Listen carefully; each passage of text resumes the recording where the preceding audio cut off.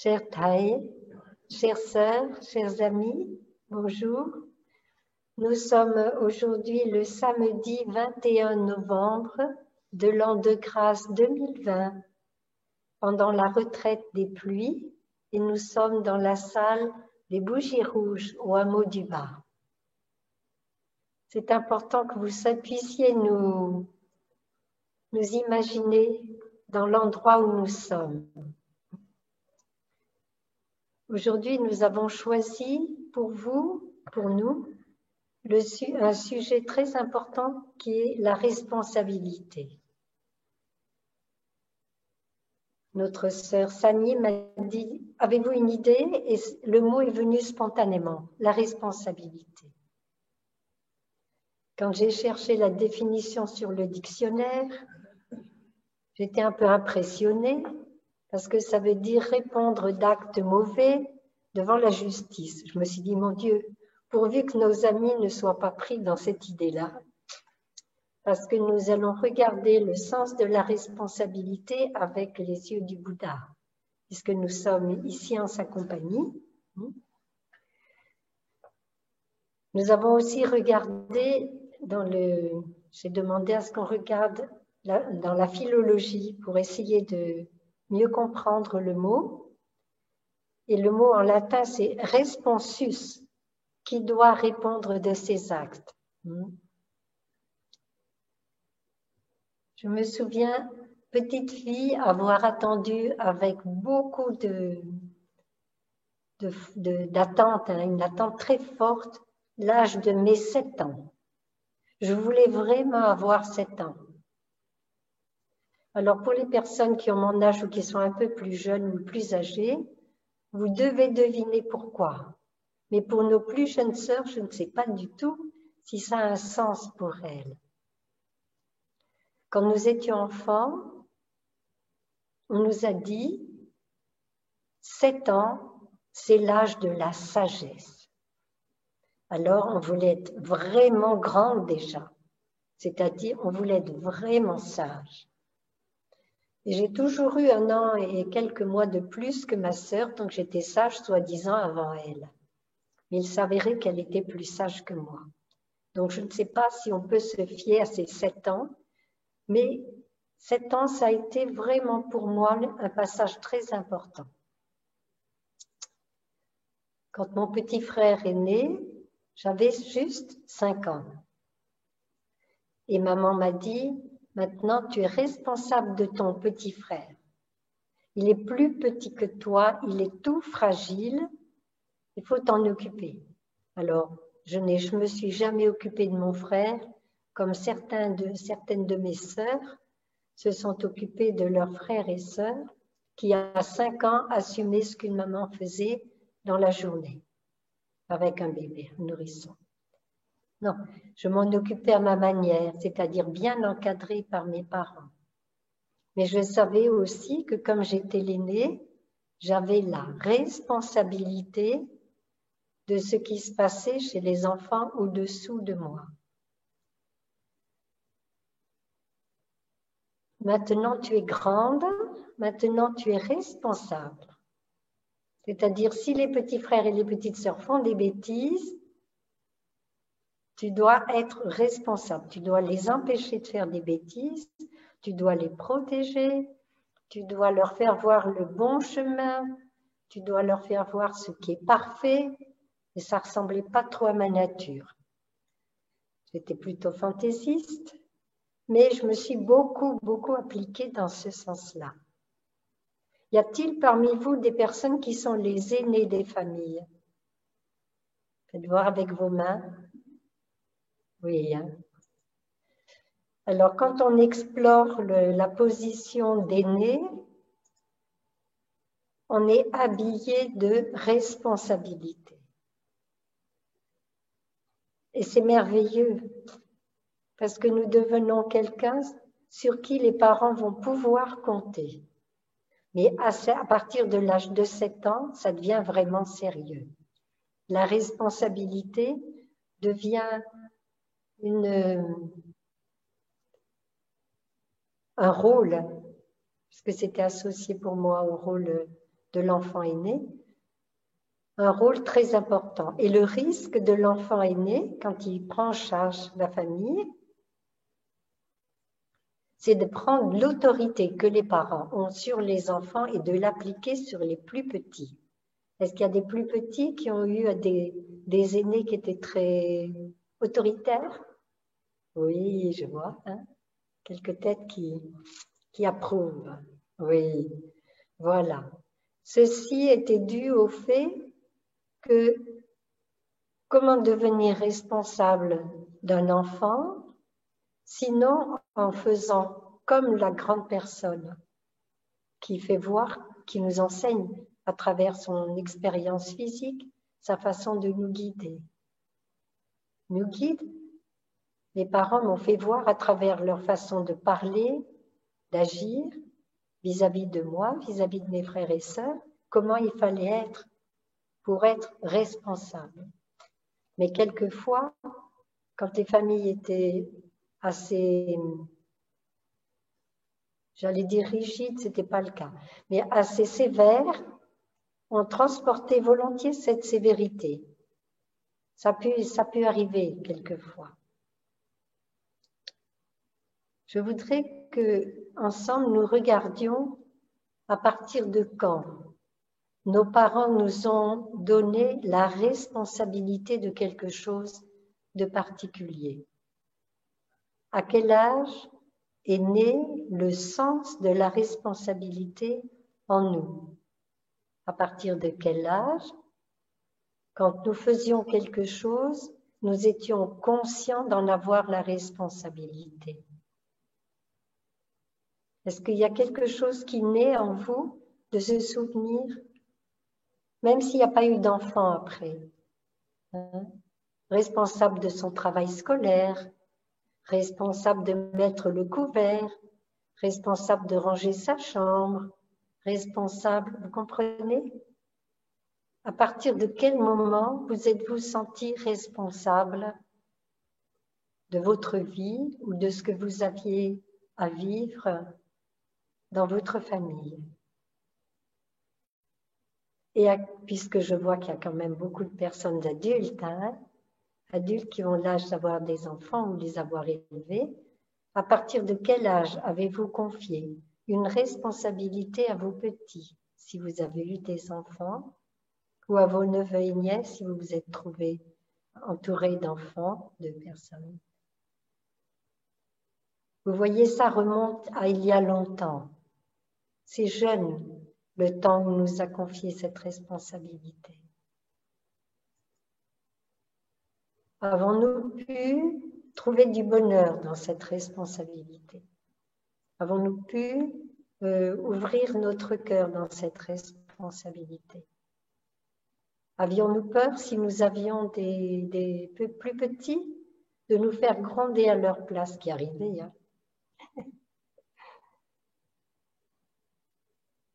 De cette responsabilité, nous avons été construits.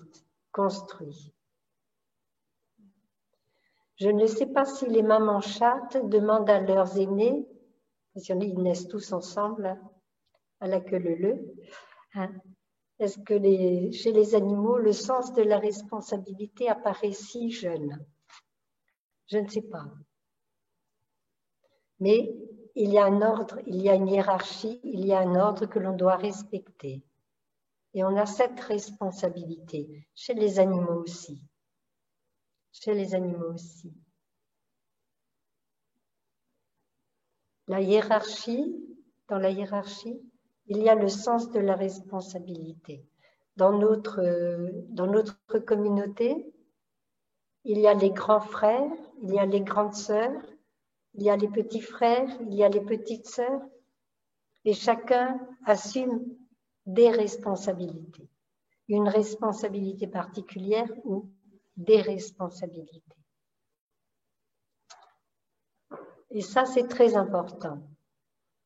Alors, quelquefois, nous nous trouvons avec un âge déjà avancé et nous avons des très jeunes sœurs, je parle pour les sœurs, mais chez les frères, c'est pareil, des jeunes sœurs qui vous corrigent, qui sont responsables de vos manières affinées, qui vont vous corriger. C'est vrai. Et là, il y a la remise en question par rapport au sens de la responsabilité qu'on avait avant, de se retrouver comme, la première année par exemple, comme un enfant. On dit les sœurs ou les frères qui n'ont pas encore 1 an sont dans le berceau. On leur passe un peu tout. Hein. Mais quand on descend du berceau au bout d'1 an, alors à ce moment-là, on a plus de responsabilités. On se retrouve poussé par la génération qui vient après. Et on se retrouve donc dans une situation où on est amené à partager les responsabilités des plus grandes sœurs pour pouvoir aider la communauté à grandir. Dans quel domaine nous retrouvons aussi le sens de la responsabilité? Je vais aborder vraiment, je voudrais d'abord savoir s'il y a des personnes qui n'ont jamais été en contact avec le bouddhisme enseigné par notre Thaï. Y a-t-il des personnes parmi vous qui n'ont jamais suivi les enseignements de Thaï, de notre maître? Vous levez la main, non? Tout le monde, hein? C'est super. Oui, c'est bien. Nous sommes combien maintenant? Très bien. 77. Très bien. Quel sentiment avons-nous de temps en temps devant des gens qui ne prennent pas leurs responsabilités? Quel sentiment éprouvons-nous quand quelqu'un ne prend pas sa responsabilité? Dans le travail, à la maison, dans la fratrie. Quel sentiment nous habite? C'est important de regoûter ça pour pouvoir comprendre la suite de l'enseignement. Nous nous trouvons dans une situation de gêne parce que nous attendons que cette personne prenne sa place, prenne la responsabilité qui lui incombe. Prendre la responsabilité qui lui incombe, ce n'est pas toujours facile. Moi, je sais que de temps en temps, j'ai un peu de difficulté à complètement accepter la responsabilité dans toute son éventail. Hein.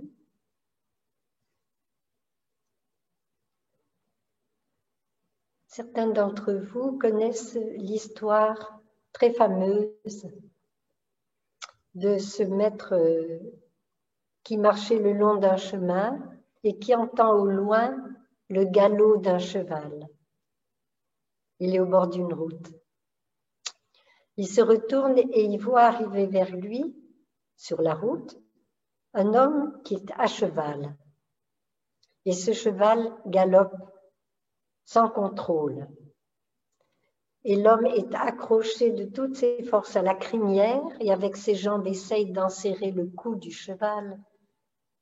Et quand cet homme emporté par son cheval arrive à portée de voix, le maître lui dit « Où vas-tu » Et il répond en criant parce qu'il passe très vite « Demande à mon cheval ».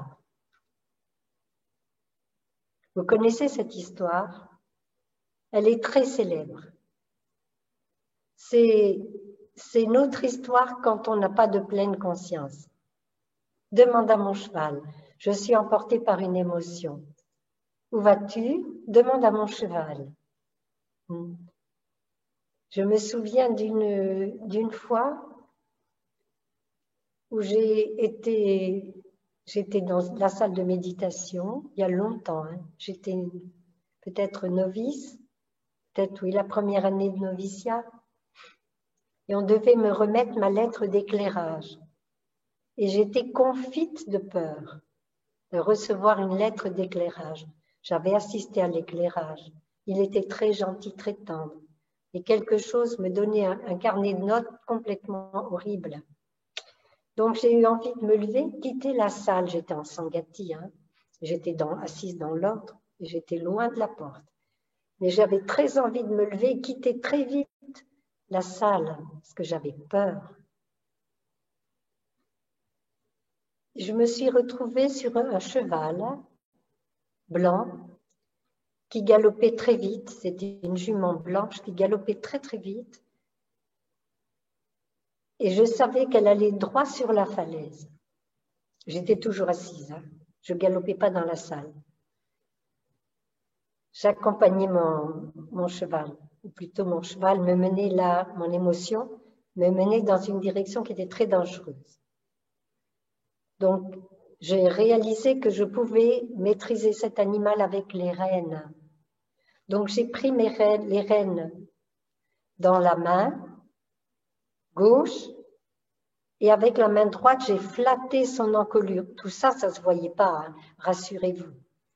Je tenais et je caressais le col, je flattais le col, l'encolure du cheval.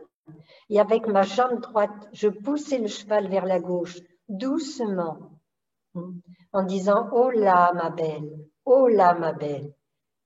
Et ça a été ma manière de passer par-dessus cette peur que j'avais.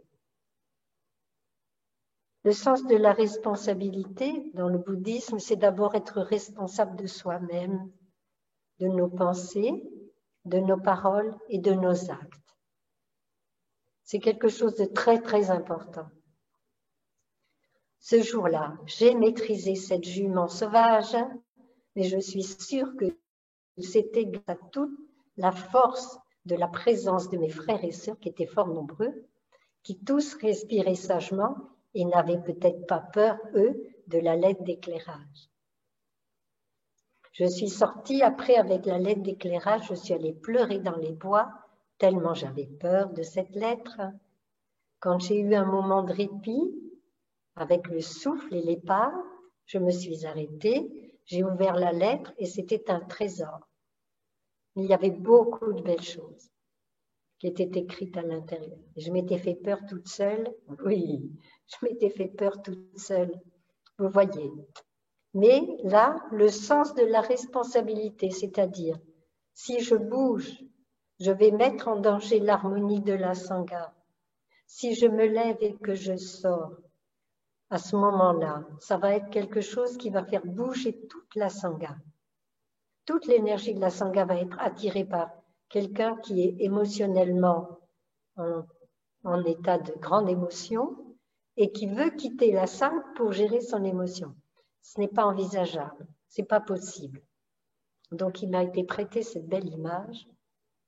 Voilà. Dans notre tradition, nous devons être conscients de nos pensées. Nous devons être conscients de nos paroles. Nous devons être conscients de nos actes. Comment faire? Parce que ça fait beaucoup. Alors, nous avons quelque chose qui nous a été offert et qui est merveilleux, c'est la pleine conscience. Nous sommes conscients. La plupart du temps, nous sommes conscients, plus ou moins. La pleine conscience, c'est quand nous arrivons... Je vois Juliette.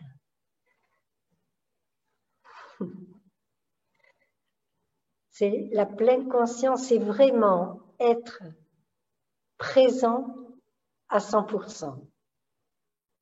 Alors, je vous l'accorde, je suis loin d'être toujours présente à 100%. Mais c'est aller vers, aller dans cette direction.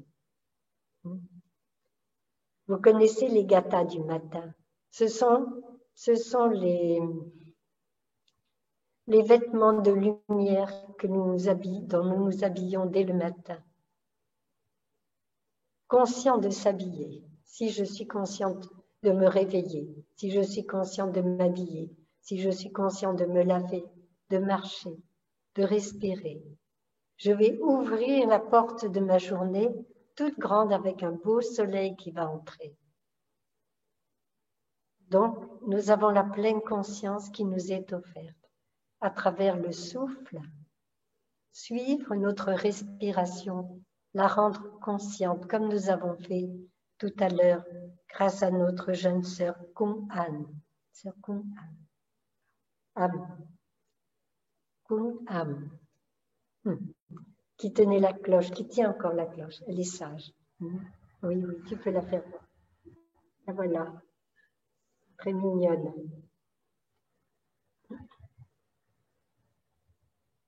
Donc, nous nous entraînons le plus possible à rester conscients de toutes nos pensées, de nos paroles et de nos actions. Nous avons une chance formidable d'avoir rencontré la voie. Dans cette voie, il nous est donné aussi des moyens qui sont très puissants. Les 5 entraînements à la pleine conscience. Ce sont des guides et les 14, bien sûr, et les 14 entraînements à la pleine conscience. Même si vous ne les avez pas pris encore, essayez de les lire. C'est un chemin de lumière pour nous sortir de l'obscurité du bruit-brouillard dans lequel nous sommes quelquefois. Quelquefois, nous hésitons, nous ne savons pas quelle direction prendre, quel choix faire. Mais nous avons les 5 entraînements à la pleine conscience qui sont là pour nous aider. Est-ce que parmi vous, il y a des personnes qui ont pris les 5 entraînements à la pleine conscience déjà? Oui, oui, il y a des mains qui se lèvent. Hein? Oui, oui, je vois Laurette aussi, grâce, hein, Catherine, etc. Oui, Grace, oui, oui. Bon, et les 14 aussi alors?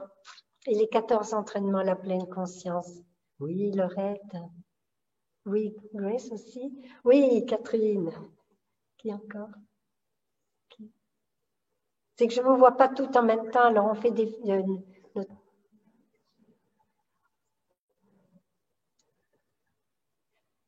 Ah, tout le monde n'a pas mis sa caméra.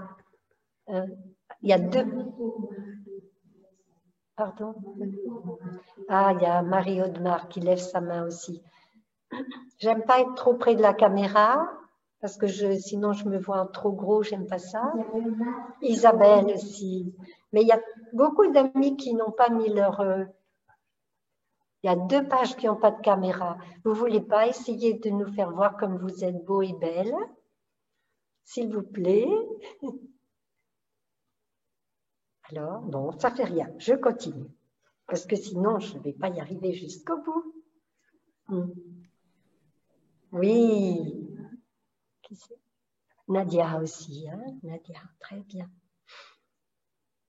Donc, ce que je vous conseille aux amis qui n'ont pas pris les 5 entraînements à la pleine conscience et qui voudraient que le monde change, qui voudraient voir plus de responsabilité, de éveiller chez nos hommes politiques, attention, qu'est-ce que je dis, dans nos propres familles, une vision plus profonde, plus complète de ce qui est ce que devrait être notre société. Oui, Béatrice, je t'ai vu aussi. Donc, il est très important d'essayer d'être en contact avec ce chemin. J'insiste, c'est une voie de lumière. Pour moi, c'est une voie de lumière. Dans les 5 entraînements, comme dans les 14, nous avons 3 pas dans ce sens de la responsabilité. Pour chaque entraînement. Avant, ça s'appelait, quand j'étais petite, j'étais quand même grande déjà, c'était en 86, oui. Quand j'ai rencontré Thay, ça s'appelait des préceptes. On ne disait pas des entraînements. On disait ce sont des préceptes. Qui a pris ces 5 préceptes? Qui a pris les 14 préceptes? Mais les amis occidentaux qui venaient nous rendre visite, ou qui, comme moi, venaient rendre visite, parce qu'à ce moment-là, je ne vivais pas, ne pouvaient pas supporter ce mot, précepte, alors on fuit, ça fait peur. Donc notre maître, par son inimaginable compréhension et amour, a dit, allez, d'accord, on va appeler ça des entraînements. Et des entraînements à la pleine conscience. De façon à ce qu'on s'entraîne à développer un regard plus profond sur ce que nous pensons, disons et faisons. Dans ces 3 domaines qui sont les 3 domaines du karma. Nous créons le karma, c'est-à-dire nos pensées, nos paroles et nos actions donnent naissance à une énergie qu'on appelle le karma. Et c'est ce que nous emporterons joyeusement lorsque nous quitterons pour ce moment-là la planète Terre. On ne va pas bien loin, rassurez-vous. Quand nous allons mourir, c'est la seule chose que nous emporterons. Le résultat de nos pensées, de nos paroles et de nos actions. Si vous êtes ici, c'est parce que vous avez un bon karma. Alors rassurez-vous, souriez, Edouard. Vous souriez, C'est parce que nous avons un bon karma. C'est-à-dire vous avez décidé de changer votre vie. Vous avez décidé d'y apporter la douceur, la beauté, la bonté, l'amour. Donc, c'est merveilleux. Même si auparavant nous avons fait des erreurs, ce qui est fréquent pour chacun d'entre nous, peut-être pas tout le monde, mais enfin beaucoup. Donc c'est normal d'avoir fait des erreurs, mais maintenant on a un chemin. On a ce qu'on appelle la voie. J'aime bien la répéter, que lorsque nous définissons dans le bouddhisme la voie, c'est-à-dire le dharma, on précise toujours le chemin de la compréhension et de l'amour. Et lorsque l'on pratique la compréhension et l'amour, nous sommes des êtres responsables. Nous allons pouvoir faire face à notre vie avec responsabilité. Je disais qu'il y avait 3 pas dans les 5 et les 14 entraînements à la pleine conscience. Ce sont des choses très importantes. J'avais envie de poser la question à mes jeunes sœurs et à mes amis qui sont là, mais je n'ose pas le faire pour ne pas les mettre en difficulté. 3 pas, tout le monde les connaît.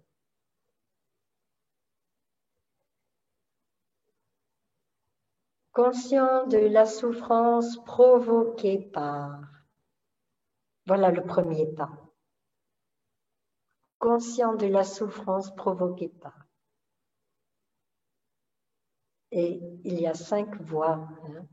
Ne pas tuer, ne pas voler, ne pas avoir de relations sexuelles inappropriées, ne pas utiliser un langage violent et ne pas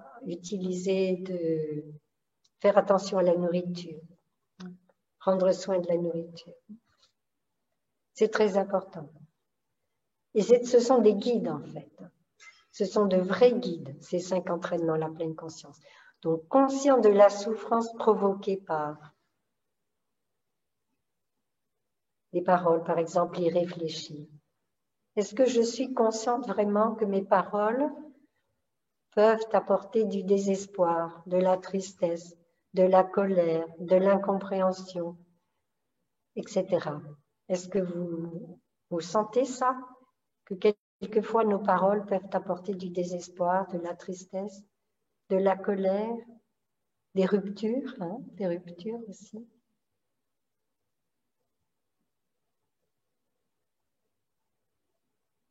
Tout à l'heure, je lisais...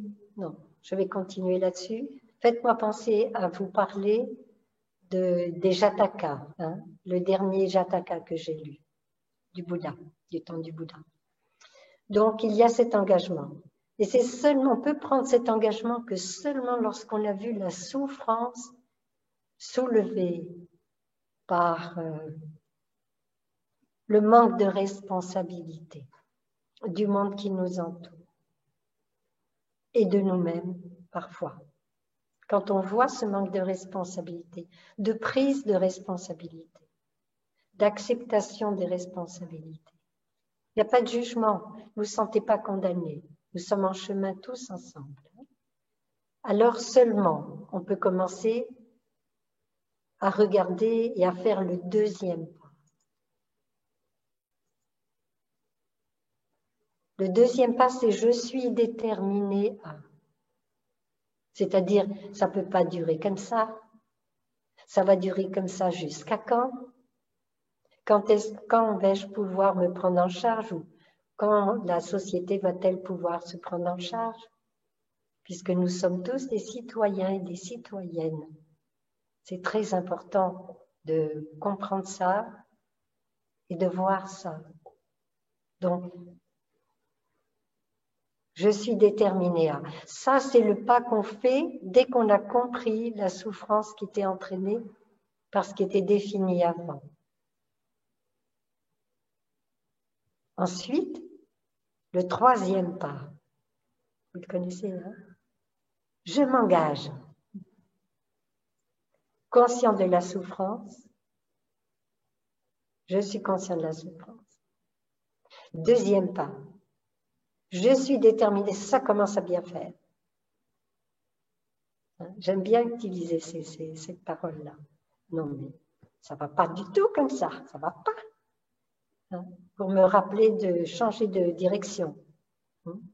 Et je le dis en général avec le rire, parce que j'aime pas ce qui est trop lourd et trop pénible.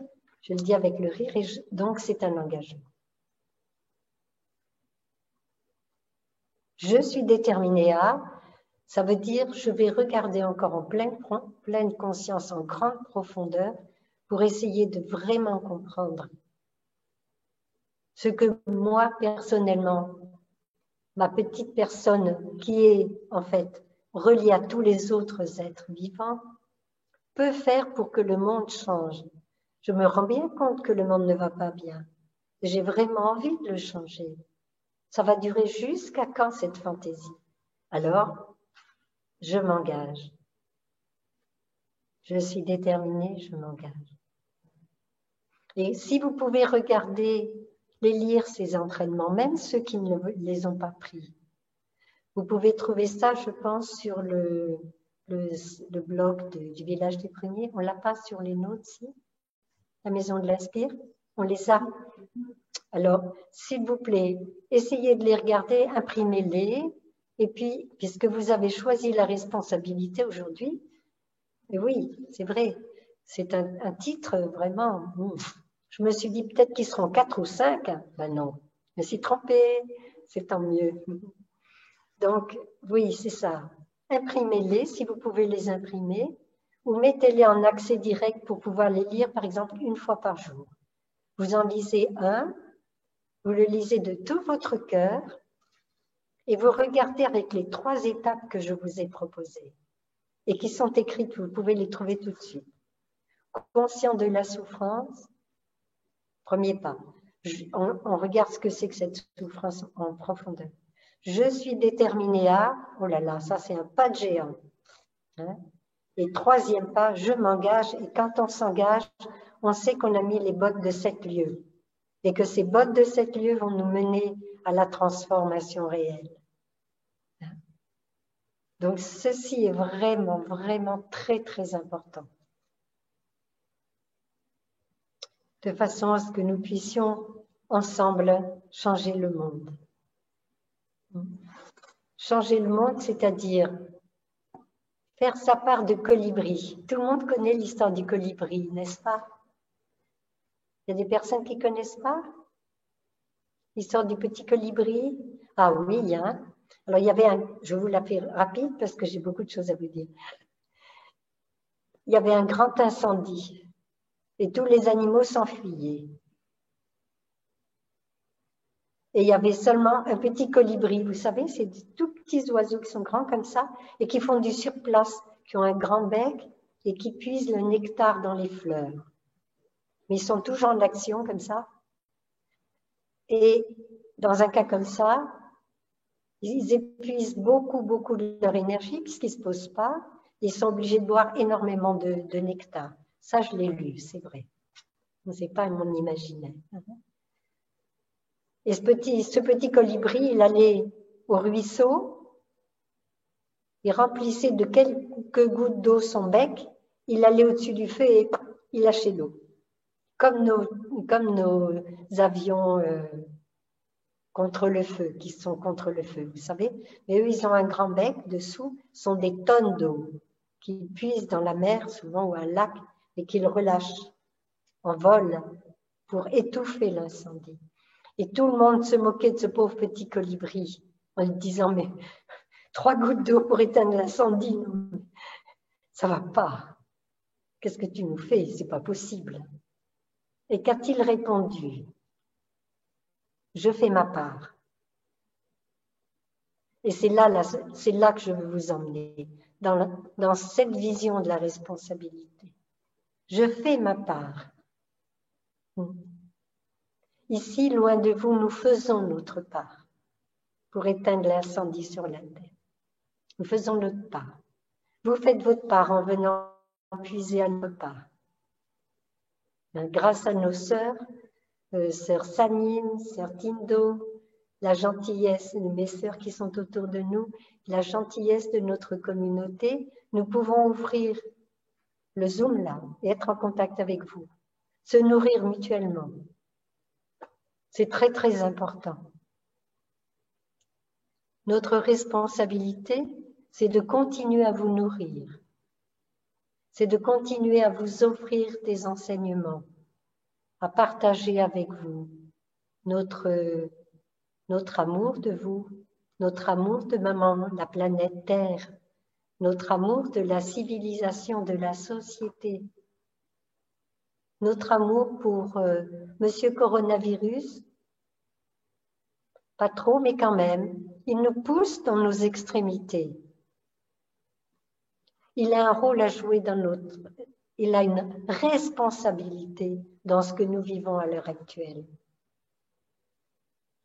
Il a une responsabilité dans ce que nous vivons à l'heure actuelle.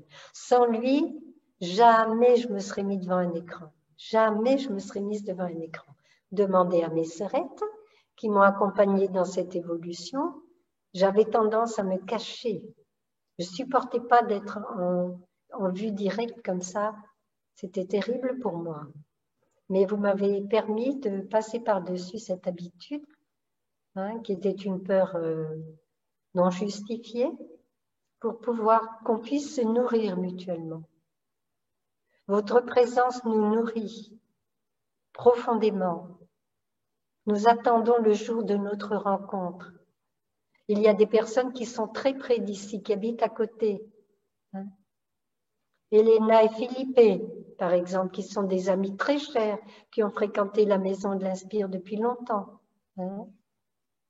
et qui habitent à côté et que nous ne pouvons pas voir.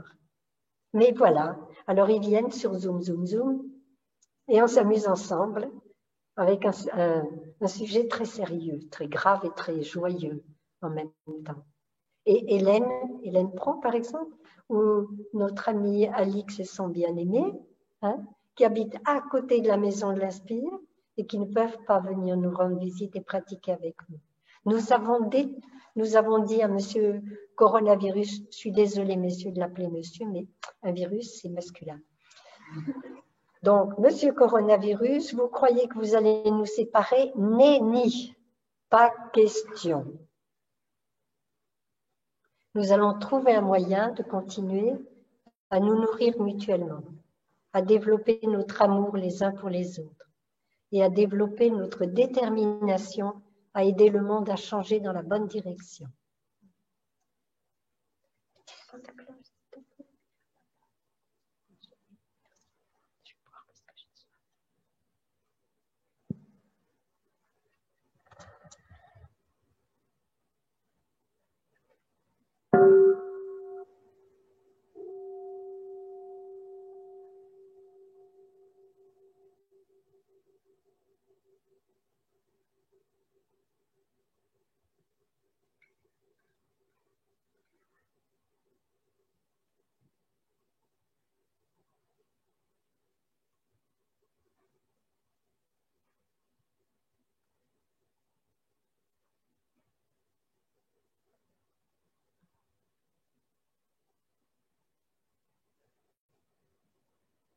À l'heure actuelle, j'essaie de développer la poésie parce que je pense pendant que je bois.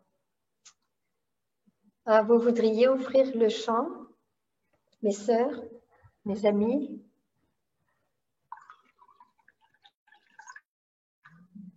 Alors, vous savez qu'il y a un gata pour boire, n'est-ce pas?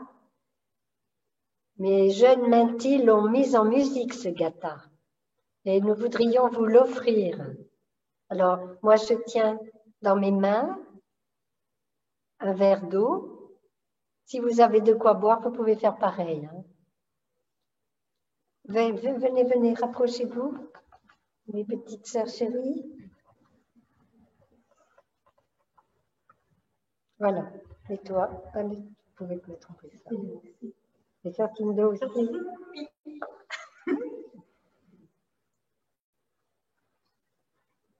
Ça prend une petite pause dans le sérieux de l'histoire.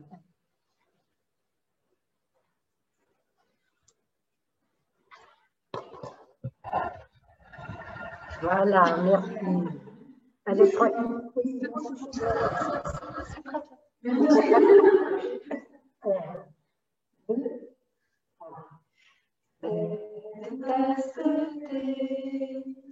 Entre mes deux mains, la pleine conscience s'établit pleinement devant moi. Corps et esprit, dans l'ici et maintenant, cette tasse de thé entre mes deux mains, la pleine conscience s'établit pleinement devant moi. Corps et esprit, dans l'ici et maintenant.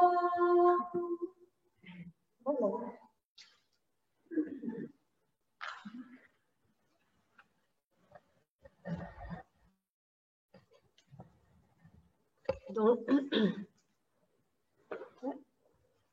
le Bouddha aussi, ça va.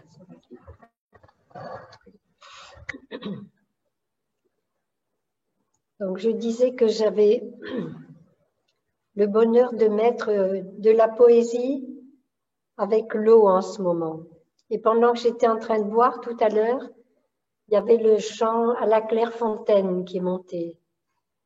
À la Clairefontaine, m'en allant promener, j'ai trouvé l'eau si claire que je l'ai bu cette fois. Je ne me suis pas baignée. Ce n'était pas assez vaste pour que je m'y baigne.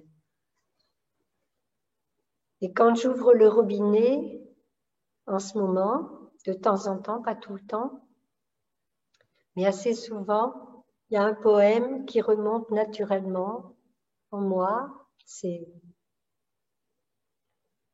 source, gave, ruisseau, torrent des Pyrénées.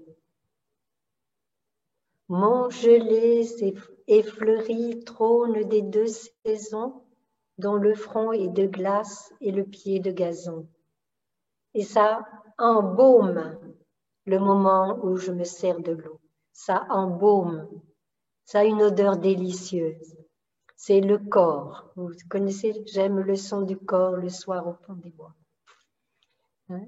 Ce sont des poèmes. S'il vous plaît, faites pénétrer dans votre vie la musique, la poésie, le dessin, la danse, dansez, quelque âge que vous ayez. Ne vous arrêtez pas de donner naissance à cette créativité qui est en vous, qui est en nous. Dans les moments de confinement, plus que jamais, on a besoin de donner naissance à la beauté, de se nourrir de quelque chose de merveilleux. Donc, n'hésitez pas, s'il vous plaît, à chercher ce que vous aimez le plus. C'est une grande responsabilité. C'est la responsabilité de garder la direction, la bonne direction, la voie. Si je suis capable de développer l'art, même culinaire, pas trop pour pas devenir trop ronde, mais quand même, mangez aussi des bonnes choses. Faites-vous à manger des choses, mangez-les en pleine conscience, hein? Dans la joie. Alors n'hésitez pas, le dessin, la peinture, tout ce que vous aviez rêvé de faire quand vous étiez plus jeune, en disant tout le temps, j'ai pas le temps, j'ai pas le temps, j'ai pas le temps. Maintenant, vous l'avez. Il vous est offert sur un plateau. Merci, monsieur Coronavirus. Vous avez fait quelque chose de spectaculaire. Hein, et vous nous avez arrêté de courir. Donc, Et meublez votre vie de beauté. Et meublez-la aussi de pleine conscience. Quand vous peignez, quand vous écrivez des poèmes, quand vous inventez des chansons, faites-le dans la pleine conscience. Invitez le corps, la parole, l'esprit, ensemble. Je les ai pris à l'envers exprès pour changer un peu, parce que tout le temps pareil. Hein? Que vous soyez vraiment pleinement là pour déguster ce moment de bonheur. Juste avant que je m'arrête là, j'ai ma sœur Tindo qui m'a rappelé que je devais vous parler des jatakas. Et c'était au sujet de la parole. Cet après-midi, avant de m'allonger pour me reposer, nous allongeons toujours pour nous reposer après le déjeuner, pour que notre corps soit à l'horizontale, que notre cœur ne soit plus fatigué de toujours tirer le sang des jambes vers la tête et de respirer très paisiblement, et le corps entier se régénère. Donc, avant de m'allonger, j'ai lu un jataka. C'est la collection de toutes les mémoires des vies précédentes du Bouddha et certaines qui ont été arrangées ultérieurement. Ultérieurement, c'est après? Postérieurement. Enfin, après le Bouddha, disons.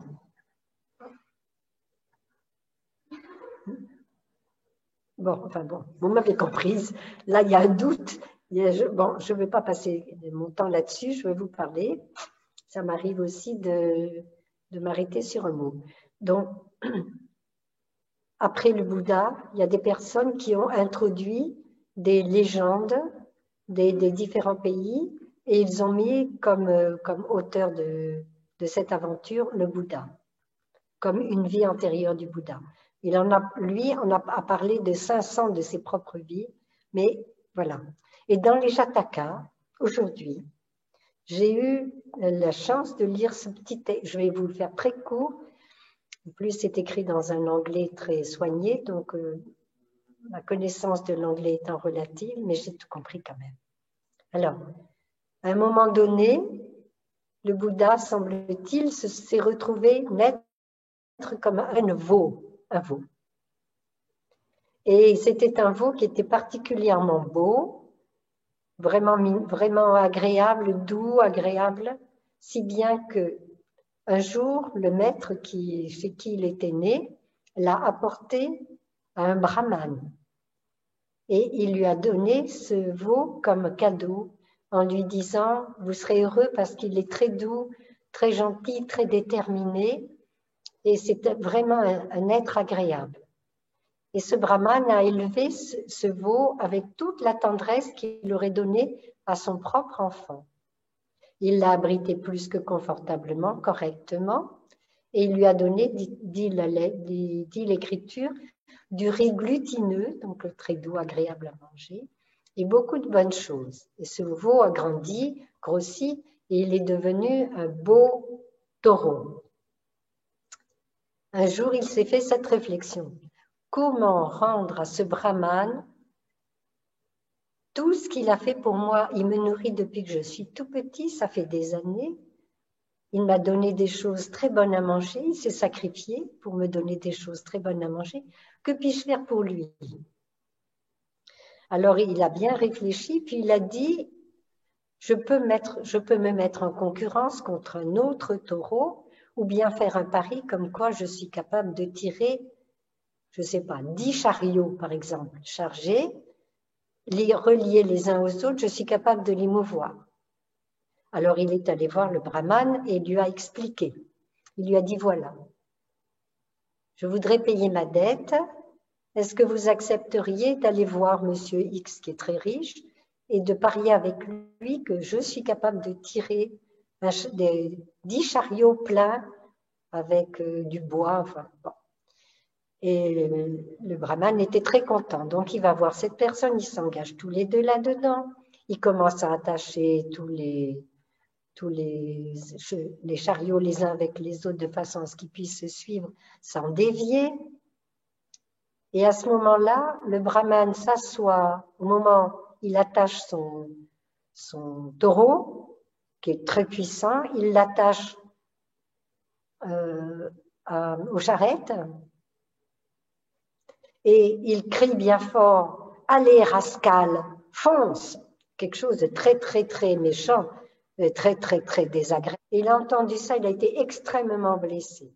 Et il n'a pas bougé d'un mètre. Et son maître a tout perdu. Tout ce qu'il avait joué, il l'a perdu. Ils sont rentrés à la maison. Le maître ne lui a pas fait de remarques.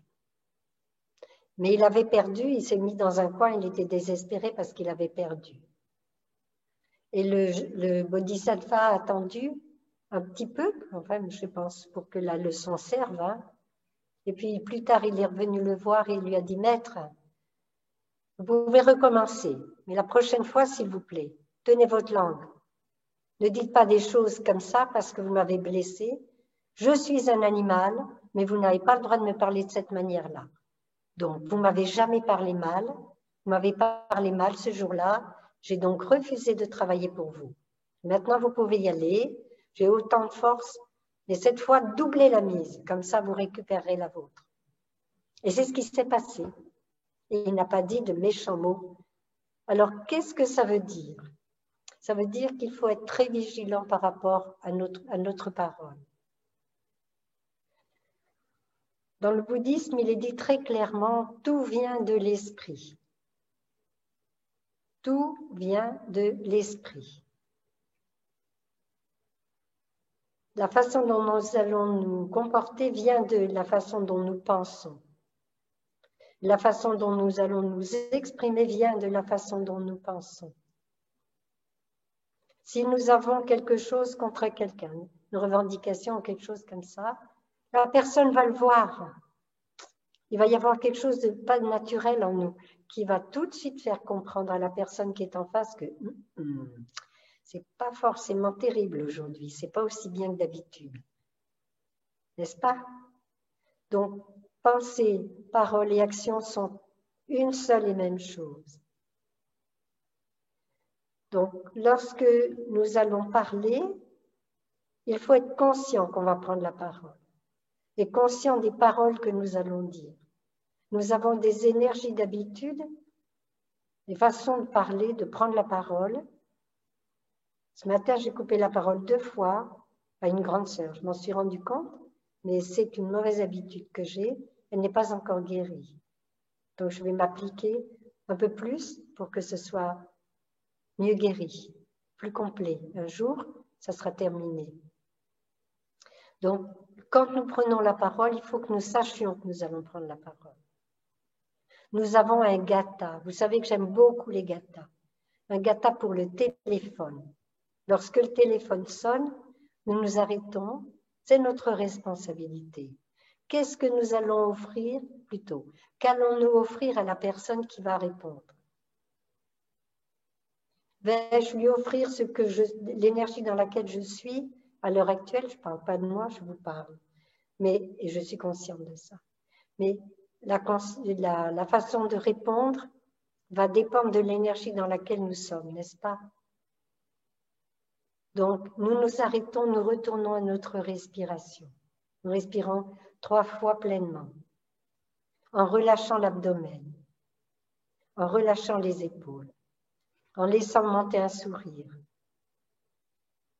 Je suis là pour toi, je sais que tu téléphones, je suis là pour toi. Et il y a un gatha qui dit, nos paroles parcourent tout le monde entier. Elles peuvent apporter le bonheur ou le désespoir. Je suis déterminée à ce que ces paroles soient belles comme des joyaux et donne confiance aux personnes qui vont les écouter. Donne confiance en elles aux personnes qui vont les écouter. Quand vous avez dit ce gatha, vous êtes, j'allais dire armé, vous êtes entouré de la lumière de la pleine conscience. Et quand vous allez décrocher, parler, vous allez avoir envie d'offrir ces joyaux. Vous allez avoir envie d'offrir le plus beau de vous. Et vous allez pouvoir le faire parce que vous avez préparé votre esprit à rencontrer l'autre personne. Vous avez préparé votre cœur. Et si les personnes vous disent « Oh non, mais ça ne va pas du tout », ça c'est mon expression en ce moment. « Ah non, mais ça ne va pas du tout ». Tu as laissé le téléphone sonner, j'ai failli raccrocher. 3 fois, tu te rends compte, 4 presque. Et vous pouvez lui répondre avec beaucoup de douceur. Je préparais mon cœur pour toi. Je répète, je préparais mon cœur pour toi. C'est autre chose que notre énergie d'habitude dans nos réponses téléphoniques. Peut-être un son de cloche, mon chéri, s'il te plaît.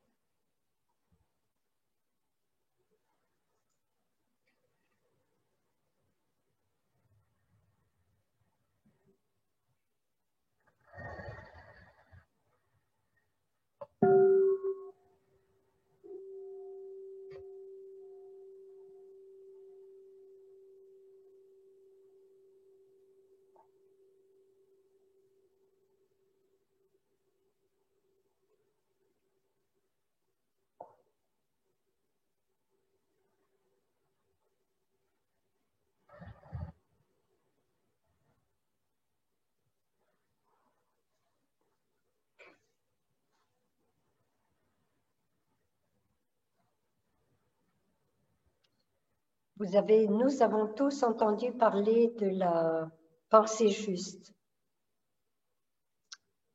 de la vue juste. Nous oublions souvent que nous faisons un avec tout le reste, avec toutes les personnes qui nous entourent. Nous oublions souvent que nos bien-aimés qui vivent avec nous ou auxquels nous pensons ou que nous pouvons rencontrer sur Zoom, Zap et puis WhatsApp. Je me fais souffler. J'ai un souffleur dans la... Quand ça va plus, j'ai une souffleuse qui est venue chanter là tout à l'heure. Donc,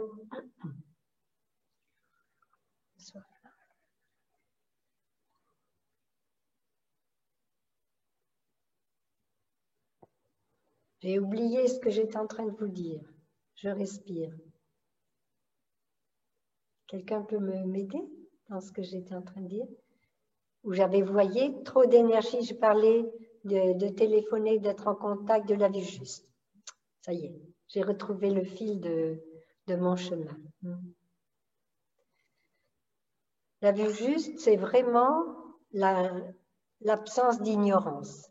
Et l'ignorance, c'est l'absence de compréhension que nous sommes un. Nous sommes dans le même creuset. Nous sommes issus du même creuset. Notre conscience est une conscience collective, mais aussi c'est une conscience individuelle. Et nous sommes responsables de la façon dont nous nourrissons cette conscience. C'est merveilleux. Quand nous nous réunissons comme ça, nous nourrissons notre conscience de beauté, de choses qui sont justes, du dharma. Et ça, c'est quelque chose de formidable. C'est un grand cadeau. Pouvoir arriver à toucher la beauté qui est en nous, à la laisser se manifester. La vue juste, c'est comprendre que pas une seule des paroles que je vous ai partagées jusqu'à présent, pas un seul mot je ne l'ai inventé. Vous êtes d'accord? Pas une seule phrase je ne l'ai inventée. Pas une seule idée je ne l'ai inventée. Vous êtes d'accord? Alors, dites-moi, qui parle? Sans toutes les personnes qui m'ont donné naissance, qui m'ont entourée, qui m'ont élevée, qui m'ont fait grandir, etc. Sans toutes ces personnes-là, je ne pourrais pas dire un seul mot. Vous êtes d'accord? Élevé par un loup, je vous ferai un super concert du ouh, comme ça, très beau. Mais c'est tout ce que je pourrais faire.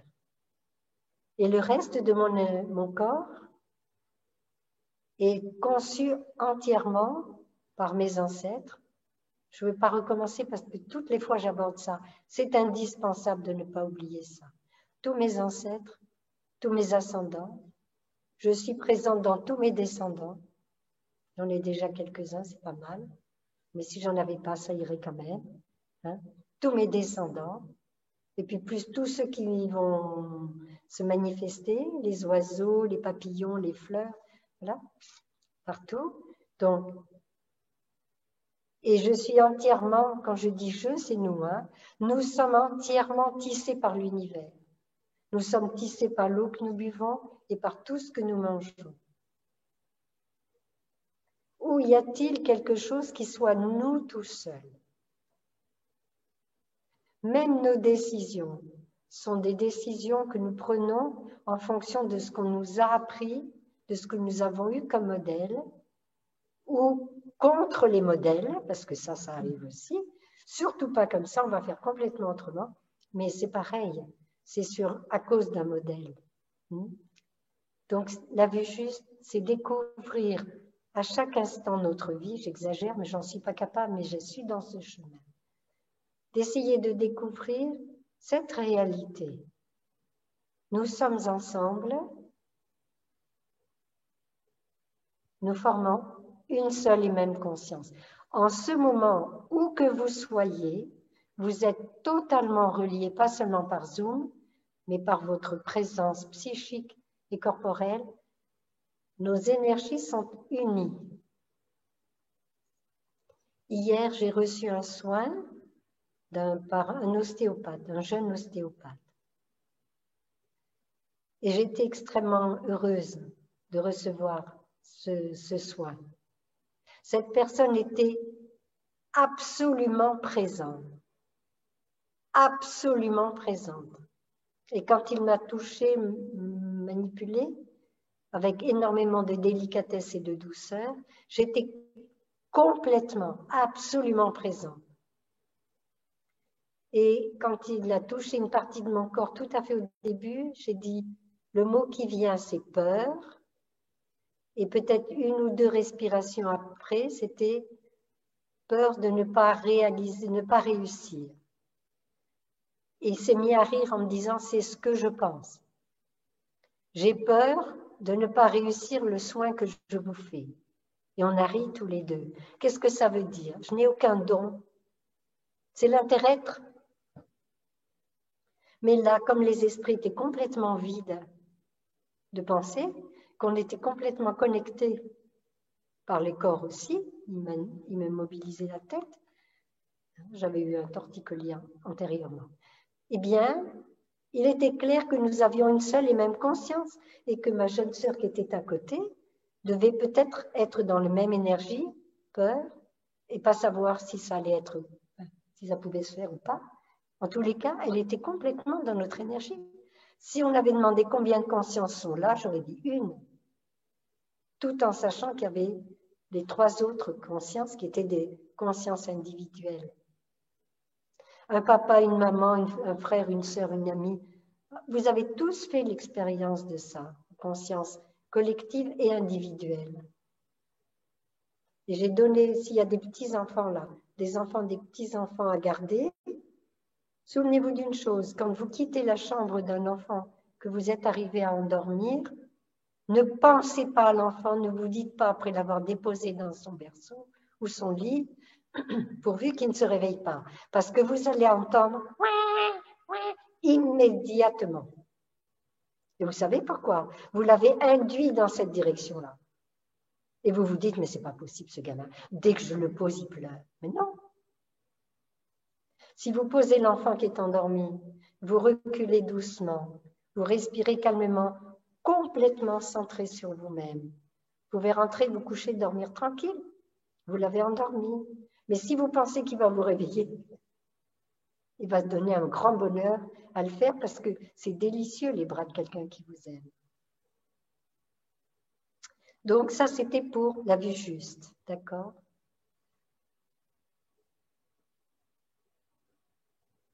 Il y a la suite, vous savez, c'est trop petit. Dans le noble sentier octuple, c'est trop petit, vous ne verrez rien. J'ai peur de vous faire des... Là. On va vous faire voir quand même. Hein?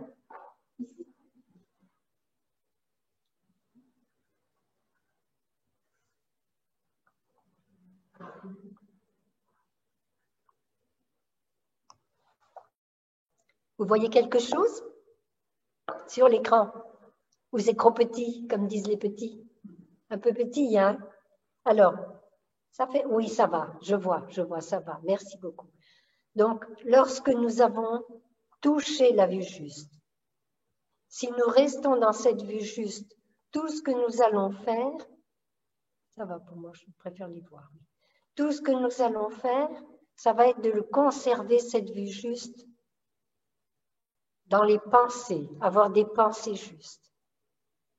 Qu'est-ce qu'une pensée juste? C'est une pensée responsable. C'est une pensée qui tient compte de l'autre, qui tient compte de la planète, qui tient compte des personnes qui sont à l'heure actuelle dans la rue en grand nombre. L'abbé Pierre appelle au secours à travers ses enfants, sa descendance. Tant de gens sont dans la rue maintenant. Ils n'ont plus de moyens de survie avec le confinement. Ils ont appelé au secours. C'est être conscient de tout ce qui nous entoure.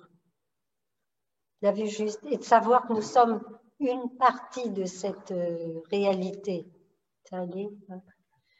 C'est une partie de cette réalité. Nous sommes une partie de cette réalité. Et ça, c'est vraiment le sens de la responsabilité. Et on peut faire simplement, eh bien, comme le petit colibri, juste sa part. Mais si chacun fait sa part, ça change le monde complètement. À la suite de cette pensée juste, il va y avoir la parole juste. Je viens de vous en parler. Ensuite, il y a l'action juste. L'action juste est une action qui va apporter du soutien, du bien-être, du bonheur, en tenant compte de toute la réalité présente. C'est-à-dire, il faut tenir compte de tout ce qui nous entoure pour être capable de nous engager dans une action qu'on pourra nommer une action juste. Je me souviens de Tolstoï, je crois bien que c'est Tolstoï qui avait raconté une histoire. Quelqu'un connaît l'histoire de Tolstoï?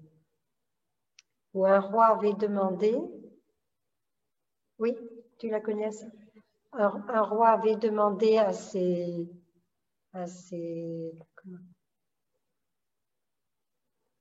j'ai oublié le mot français, à ses sujets, merci. À ces sujets de trouver la réponse à 3 questions. La première question, c'est que faire. La deuxième question, c'est quand le faire. Et la troisième question, comment la faire, comment faire. Tu te souviens de l'histoire? Et tout le monde venait le renseigner et jamais il n'était satisfait de la réponse. Alors, il a décidé d'aller consulter un sage. Ça devait être Taille. Il était dans un ermitage. Oui, c'est peut-être bien Taille. Il était dans un ermitage, au sommet d'une montagne. Et il est allé le voir. Et quand il est arrivé, il ne s'était pas habillé en roi, hein, pas du tout. Hein.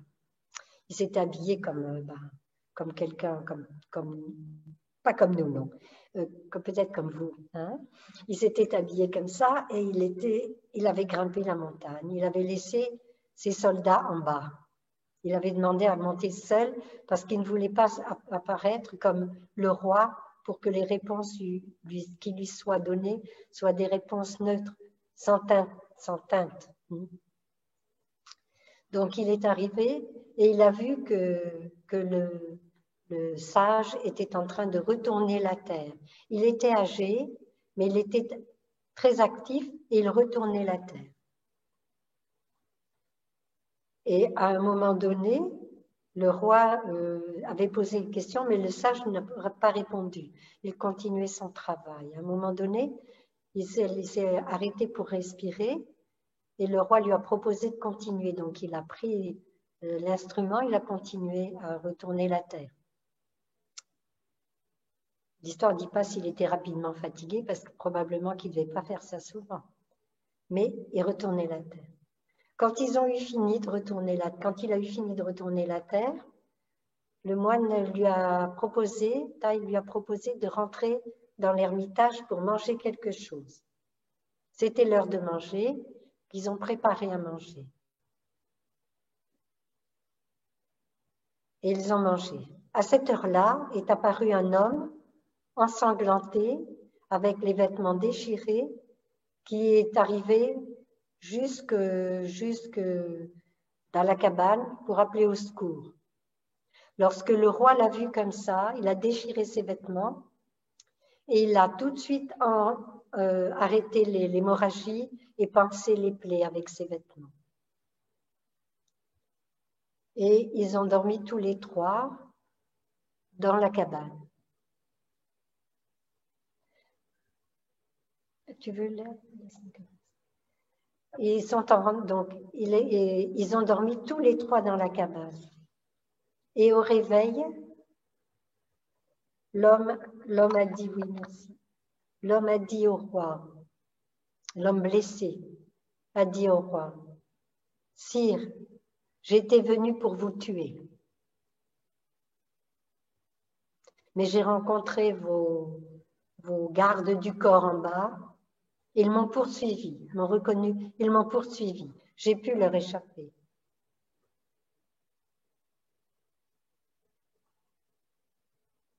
Et le roi le regarde et lui dit, mais pourquoi me voulais-tu tant de mal? Et l'homme lui répond, Sire, vous avez fait une très grande injustice.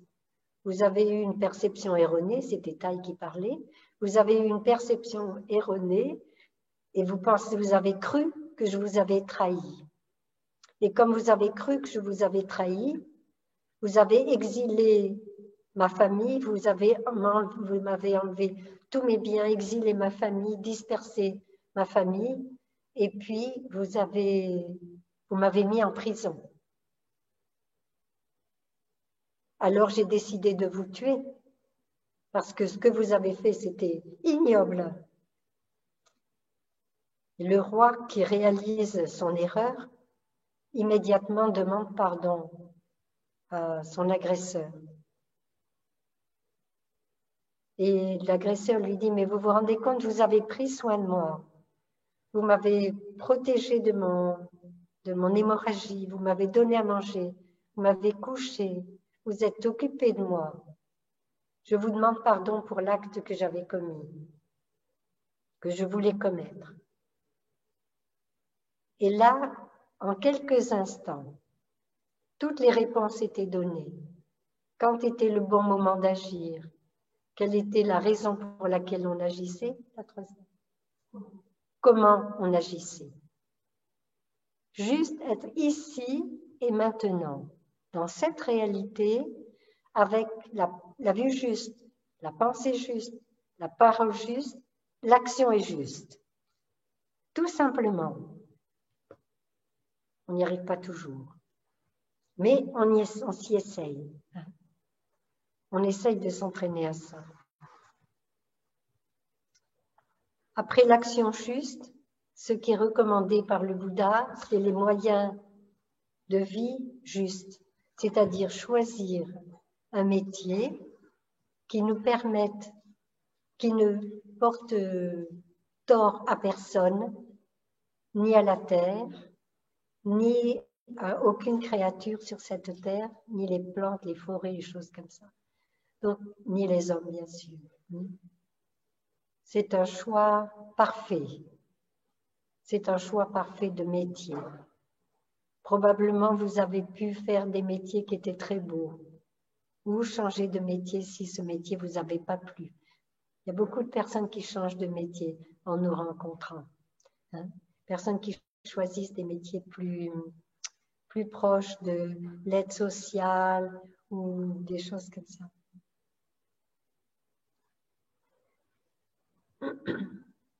Alors, comment y arriver? Comment faire avec cette pleine conscience? Comment arriver à maintenir cette pleine conscience? Maintenir la pleine conscience, je vous ai donné déjà ce que j'appelle des petits trucs, hein, comme les gathas. Hein. Les gathas sont très, très importants dans notre vie. On demande de les apprendre par cœur quand on est tout petit, jeune dans la pratique, des novices ou même des aspirants à devenir novices.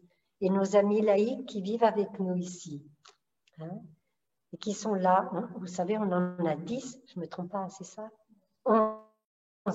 On a 11. On a pu en avoir 11, on les a mis en quarantaine, on les a fait souffrir comme c'est pas possible à cause de Monsieur Covid. Et puis on a quand même pu accepter 11 personnes pour partager parce qu'on ne voulait pas rester seulement entre sœurs comme ça. On a la joie de les avoir, elles nous apportent leur énergie de vie laïque, leur regard laïque, et leur action est très belle. Elles s'occupent aussi des jardins Happy Farm. Il y avait l'accent tout à coup, c'est bien. Donc voilà. Hein. Donc, oui, la diligence. Je veux vous parler de la diligence maintenant. J'en parle souvent parce que c'est vraiment quelque chose que j'aime développer, que je développe pour moi-même. Quand je vois que mon esprit est occupé par quelque chose qui n'est pas approprié, parce que là, c'est la diligence juste. Je peux très bien poursuivre des pensées négatives, c'est la diligence qui n'est pas juste. Elle est erronée, cette diligence. La diligence juste va m'entraîner à rester dans la pensée juste.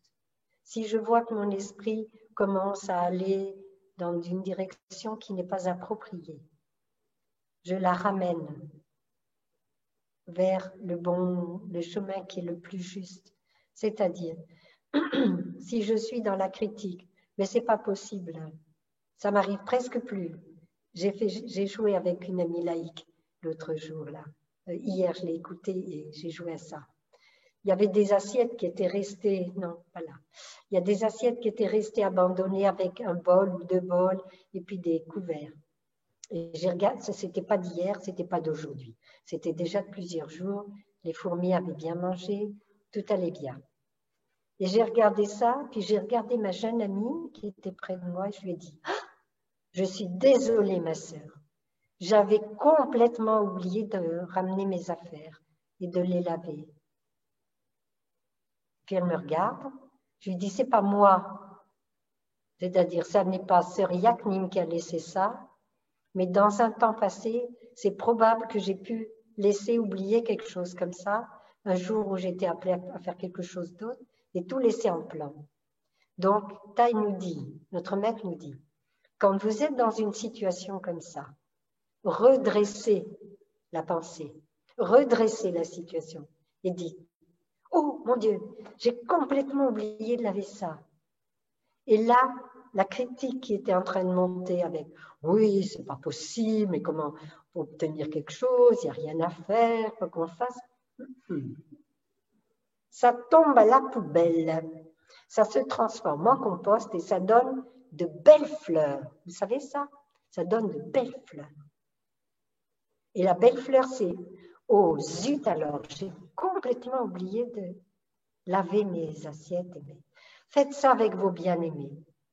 Faites ça avec les personnes qui habitent plus. En ce moment, c'est un peu délicat parce que vous êtes relativement isolés. Mais au lieu de vous mettre en colère contre le bien-aimé qui rentre du jardin avec ses bottes bien crottées, pensez que vous allez lui dire dans quelques minutes « mais c'est pas possible avec le mal que je me donne pour entretenir cette maison, tu ne me respectes pas. » Ça, vous le bannissez et vous allez droit dans la pensée juste. La pensée juste, c'est pauvre amour. Il a travaillé, il y a un des messieurs là ou des dames qui vont se réjouir. Pauvre amour, il est allé travailler dans le jardin. Il faut que je lui prépare un endroit pour mettre ses bottes. Je vais chercher le vieux journal que j'ai trouvé près de la cheminée. J'invente. Je le plie en 2 et je le pose devant l'entrée pour qu'il pose ses bottes. Le petit amour qui a bien travaillé dans le jardin va être super content. Et je n'aurai pas à le gronder. Vous voyez? Ça, c'est la pensée juste. Qu'est-ce que vous en pensez de la pensée juste? C'est merveilleux, la pensée juste. Donc, l'action juste, elle va avec la pensée juste. Vous voyez? C'est si facile. Et ça va avec, c'est complètement dharmique. J'aime bien ce nom. C'est complètement dharmique. Comprendre et aimer. Comprendre le bien-aimé qui rentre avec ses chaussures boueuses. Et vous savez quoi? En plus, vous allez avoir un bonus. Vous n'avez pas fait ça depuis fort longtemps. Il va tomber amoureux de vous. Ça va être merveilleux. Il va vous aimer. Vous vous rendez compte? Et vous, messieurs, si c'est messieurs ou peu importe, vous mettez le couvert. Vous n'avez pas l'habitude de mettre le couvert, mais il ou elle est en train de préparer à manger. Et vous préparez le couvert subrepticement. Et vous allez jusqu'à couper le pain. Vous imaginez? Vous coupez le pain. Vous ne l'avez pas fait depuis une éternité. Faites-le, vous allez voir le bonheur qui va être là. Rangez votre chambre. Mettez vos affaires au lavage. Faites-le, ou si ça traîne, dites « Oh, mon pauvre amour ». Enfin, moi, mon pauvre amour, il n'a pas eu la force d'aller jusqu'au... Voilà. Et je le fais pour lui, je le fais pour elle. C'est la vue juste. C'est la vue qui balaye les préceptes, les... Oh ben non. Pardonnez-moi. Tout le monde rit.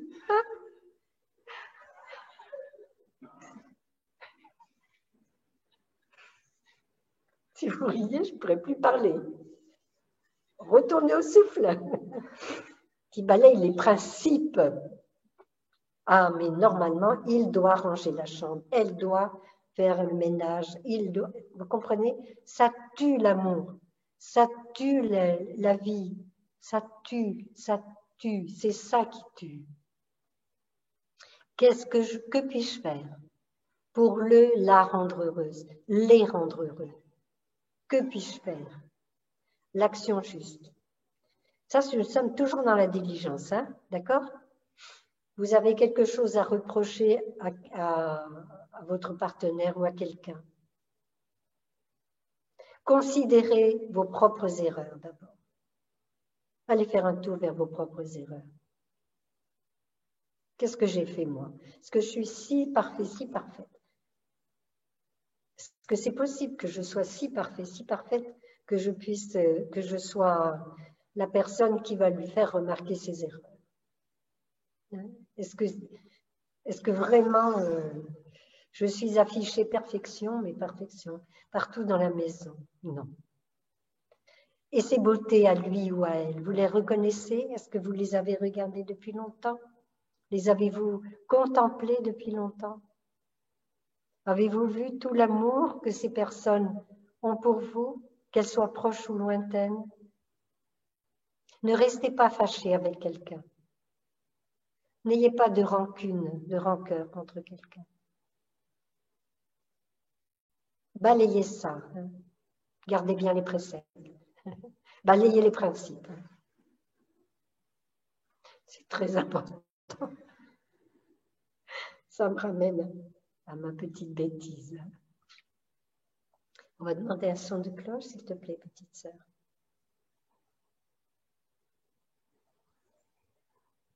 Pardon.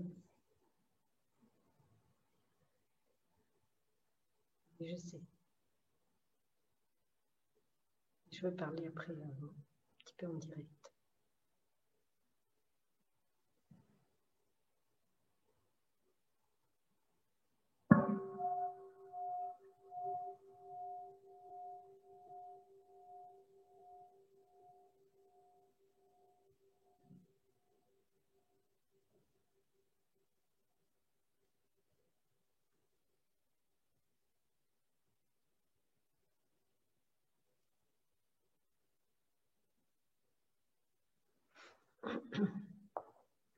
Il ne me reste plus qu'à vous parler de la concentration juste.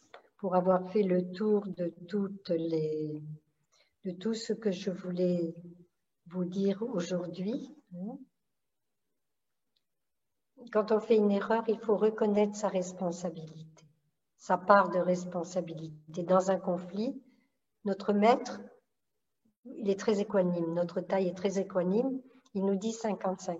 Donc regardez, il faut regarder dans nos propres erreurs et regarder dans la beauté de l'autre personne. Et la dernière chose, c'était vous parler de la concentration juste. La concentration juste, elle se développe beaucoup avec les 5 entraînements à la pleine conscience. On développe notre pleine conscience, on développe la concentration sur l'action, la pensée, la parole et l'action qui en découlent. Et de ce fait, la concentration se développe et la pensée juste est à nouveau nourrie davantage. Et nous pouvons ainsi quitter la souffrance, la nôtre au fur et à mesure, et quitter la souffrance que nous imposons parfois à ceux que nous aimons sans intention de le faire. Nous sommes sur le chemin. La dernière image que je voudrais vous donner, après on essaiera questions-réponses, mais j'ai une sœur, elle a regardé l'heure, elle m'a dit c'est 5 heures. Donc, elle a raison. Oui, il y a un dessin, une suite de dessins très célèbres en Chine. On voit un jeune adulte qui marche dans la campagne et on voit qu'il est en train de chercher quelque chose. Son attitude laisse entendre qu'il cherche quelque chose. L'image suivante, on voit la trace du pas d'un buffle sur le sol, dans la terre. Et on voit que l'intérêt de la personne, sa concentration se tourne dans cette direction. L'image suivante, c'est toujours ce jeune qui est sur ce chemin et qui voit apparaître la queue du buffle. Et là, il est très intéressé parce qu'il tend la main vers la queue du buffle. Ensuite, il marche aux côtés du buffle. Il essaye de grimper dessus.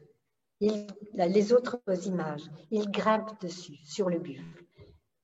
Il apprend à maîtriser correctement sa respiration.